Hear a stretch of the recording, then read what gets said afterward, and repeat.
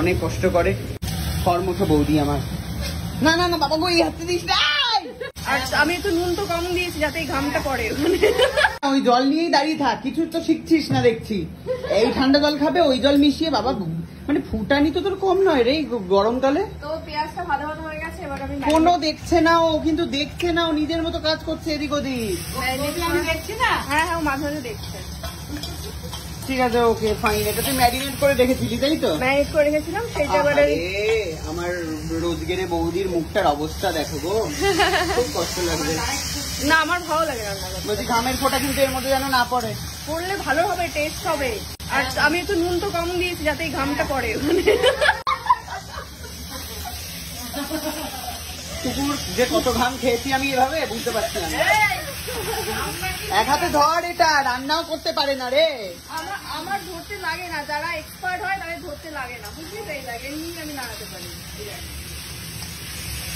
দেখতেই পাচ্ছি বা এই কটা টুকরি টুকরি মাংসের পিস, মানে এত কিপটে না, মানে কি বলবো।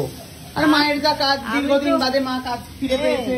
আমি দুজনের জন্য। ও দর্শক, মানে সুস্মিতার ব্লগে তো কেউ দেখেননি, এই যে দেখো দেখো দেখুন দর্শক, সুস্মিতা কি দেখেছিস এটা? মায়ের হীরা, মানে সামনাসামনি এই প্রথম দেখছি। দেখ ভালো করে দেখ কেমন হয়েছে। খুব সুন্দর হয়েছে, আমি তো বললাম, ছবি পাঠিয়েছিলি তখন দেখেছি। কুর্তিগুলো পরে ঘুরছিল, আমার তো খুব ভালো লেগেছে। এই তুই বাইরে কি, এই এই হ্যাঁ, ওই দেখো ও কিন্তু দেখছে না রান্নাটা, রান্না এখানে রান্নার মতো হয়ে যাচ্ছে, ও নিজের কাজ করে যাচ্ছে। তো তুই দেখবি না কিভাবে কটা বার এরকম নাড়ালে কষা হয়।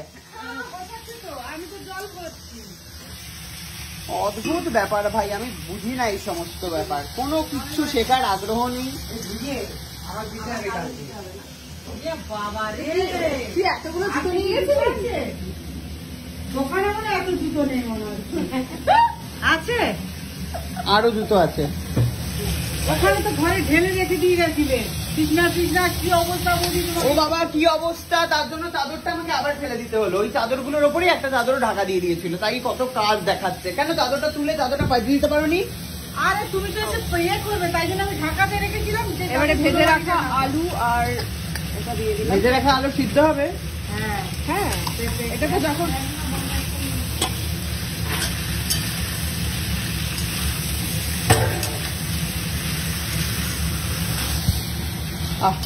কর্মঠ বৌদি আমার। না না না বাবা গো, এই হাতে দিস না।